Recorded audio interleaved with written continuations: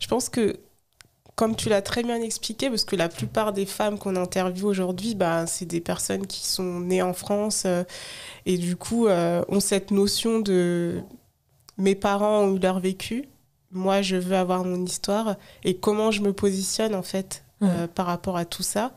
Et souvent, par exemple, quand on parle de non-désir, moi on m'a déjà dit bah, tu veux pas d'enfant, tu fais trop ta blanche, par exemple. Et du coup, bah, c'est violent parce que du coup, tu te dis, bah, je sais pas, non, c'est juste que c'est moi aujourd'hui. Peut-être que toi, à l'époque, c'était inconcevable parce que tu es né en Afrique, tu as vécu là-bas, etc. Mais aujourd'hui, moi, je suis en France et au vu de mon histoire, le fait que j'ai fait des études, que voilà, je travaille, etc., bah, j'ai d'autres objectifs, en fait. Et comment, en fait, se positionner en tant que personne, parce que comme tu l'as dit, avant d'être une femme noire, on reste quand même... des êtres humains, on a notre propre vie, notre propre histoire et plein d'identités. Bah, comment est-ce que, quel conseil tu donneras à une jeune femme qui se bat en fait par rapport à ce sujet-là? Alors là, c'est une très grande question. Moi, je dirais que ça, encore une fois, c'est vraiment l'histoire intime du sujet, mais c'est vrai qu'il y a aussi tout l'aspect familial auquel tu faisais référence, avec le côté, voilà, ce sont les Blancs, en fait, qui t'ont dit de faire comme ça, parce que eux, voilà, regarde ce qu'ils font, etc. Et le côté un peu suspicious, de dire, ouais, mais c'est pas comme ça chez nous, et tu sais pertinemment que c'est pas comme ça chez nous, et de se replier un peu sur le côté notre communauté, voire, intrinsèquement, après, selon le pays d'où tu viens... J'aime pas utiliser le terme ethnie, mais voilà, pour parler de ta communauté à l'intérieur de ton pays, qui dit que nous, c'est pas comme ça qu'on fait, en fait. Ça, ce sont les autres qui font comme ça. Pourquoi est-ce que tu veux pas fonctionner comme nous? Et du coup, il y a aussi l'idée de sortir du groupe. Il y a l'idée que, oui, mais en fait, faire des enfants, c'est aussi faire des enfants à l'intérieur de la communauté ou pas. Mais là, on voit aussi que ça tire le fil du partenaire.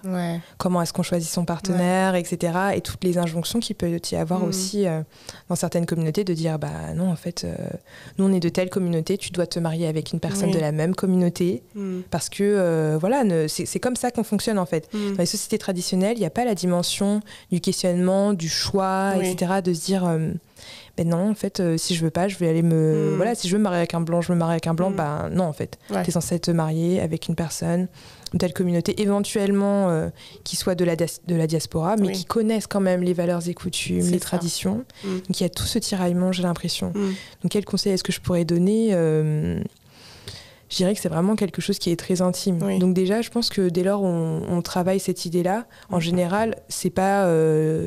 Le non-désir de maternité, c'est pas quelque chose qui apparaît comme ça du jour au lendemain. Bon voilà, je voulais des enfants, finalement j'en veux plus. Bon, ça peut arriver aussi.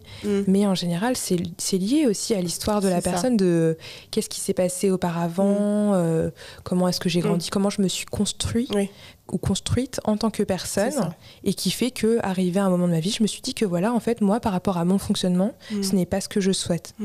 Et je pensais justement, quand tu disais ça, au mouvement Child Free, donc les personnes qui ne souhaitent pas avoir d'enfants, et je me disais, quid des mouvements Child Free dans les environnements noirs. Je me questionnais sur ça parce que je lisais même un article il y a pas très longtemps sur tous ces sujets-là, qui était très intéressant, mais c'était un article qui avait été écrit par une féministe blanche, et sachant que même dans le féminisme blanc, c'est considéré comme quand même assez radical. C'est ça.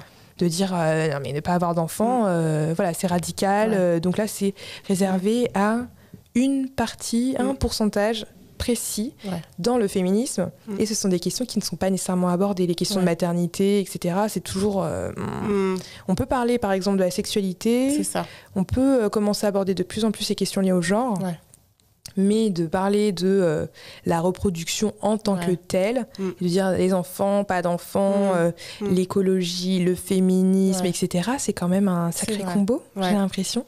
C'est vraiment intéressant parce que c'est vrai qu'on est vu comme des ovnis, et un peu partout, et je l'expliquais, c'est que déjà au sein des communautés, de la majorité, c'est un sujet qui est tabou. Et je pense que quand tu rentres dans nos communautés à nous, c'est encore plus tabou. Donc tout à l'heure, je disais, on te prend pour une blanche, mais même au sein des communautés dites blanches, c'est un sujet qui est mal perçu, en fait. Et encore une fois, comme tu disais, la reproduction, c'est un thème qui est encore, à part le droit à l'avortement, Enfin, il n'y a pas cette notion de volonté, en fait. Même si tu peux avorter parce que tu ne veux pas, du coup, avoir l'enfant, mais il n'y a pas cette réflexion. J'ai l'impression que c'est plus une réaction, en fait.